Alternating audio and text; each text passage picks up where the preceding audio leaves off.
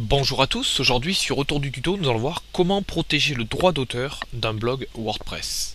Alors si vous avez peur de vous faire voler votre contenu WordPress, il faut savoir que vous avez différentes extensions pour bloquer en fait votre contenu.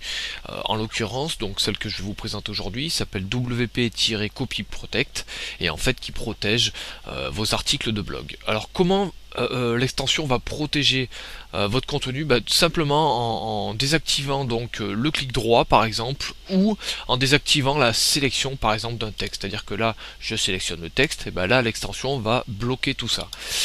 Donc nous allons voir ensemble l'installation et les paramètres. Donc là vous allez comme d'habitude dans extension ajouter, vous rentrer WP Copy Protect, et donc là moi la version elle est en 3.0 à l'heure où je tourne la vidéo. Donc je clique sur installer maintenant, ok, donc une installation comme d'habitude, basique, et nous cliquons sur activer l'extension. Donc ensuite nous allons avoir un menu qui va s'ajouter qui s'appelle WP Copy Protect. Donc à l'intérieur vous allez retrouver quelques petits paramètres, c'est une petite extension, donc qui dit petite extension dit petits paramètres. Et donc le premier donc en l'occurrence c'est désactiver le clic droit. Donc là, la première option, elle désactive rien. La deuxième, elle désactive, elle ne laisse pas de message. Et la troisième, elle désactive le clic droit. Et vous pouvez paramétrer un message. Donc là, par exemple, je vais mettre clic droit désactivé, par exemple. Voilà. Ensuite, on peut aussi, donc comme je vous l'expliquais, désactiver la sélection de texte. Donc là, pour le moment, je vais pas trop le mettre. Display Protection Information, j'ai pas trop compris à quoi ça servait, donc ça je pourrais pas vous l'expliquer. Je l'ai testé mais j'ai pas trouvé la différence en l'activant et en la désactivant, donc je sais pas trop.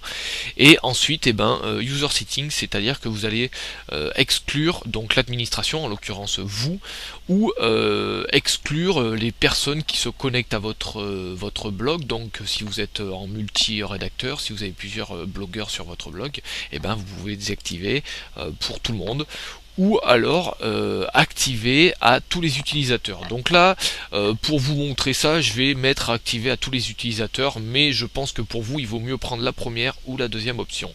Donc je clique sur Save Settings. Ensuite, je vais aller sur le blog. Je vais prendre par exemple le premier article, voilà. Et je vais sélectionner donc un petit bout de texte. Si je fais un petit clic droit, vous voyez que j'ai une page qui s'affiche et qui met clic droit désactivé. Donc alors l'extension s'arrête là pour le moment, c'est à dire que si je fais la combinaison clavier CTRL-C, j'aurai bien mon texte qui est copié. Donc là je trouve ça un peu nul au niveau de l'extension, donc voilà. Alors sinon vous pouvez pousser le truc un peu plus loin en désactivant la sélection de texte. Donc là je clique sur je coche Activate et je mets Save Settings. Donc là je vais rafraîchir ma page pour prendre en compte en fait mes nouveaux réglages. Et donc là j'ai beau appuyer, donc là je fais plusieurs clics, vous le voyez pas à l'écran, mais bon, je fais plusieurs clics pour essayer de sélectionner du texte et il n'y a rien qui se passe. Le clic droit, donc je l'ai laissé encore avec l'option clic droit désactivé, donc voilà. Bon, là je pense que vous allez être plusieurs à me dire ouais c'est pas bien ce genre d'extension et tout. Je suis tout à fait d'accord avec vous. Personnellement je suis pas le genre de personne à bloquer mon contenu. Si je fais tous ces tutoriels vidéo, c'est aussi du partage. Voilà, c'est des tutoriels vidéo gratuits, donc j'essaye d'apprendre ce que je connais, ce que je sais.